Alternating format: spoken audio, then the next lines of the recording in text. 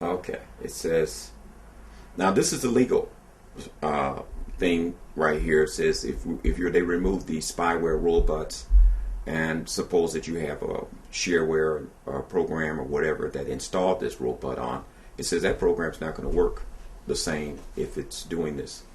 I always choose OK, because it won't work if you don't do it that way.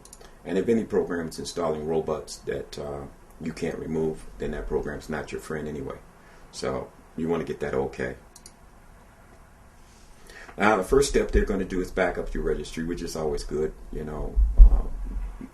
for a program to do that. If they make a mistake, you can always go back to where the computer was, and you wanted to search for updates and immunize the system, and you want to start using the program. Okay, so when you get here, what you want to do, you want to search for updates first. You want to get the latest and the greatest, and sure enough, there are updates. You say continue, and you just click everything. You want everything that they have got, and you want to say download. And now that to go up to the internet and download the latest things, and put the little arrow up there as it's going through. And you hit OK, and that will be it for this segment. We'll pick up with this on the next one.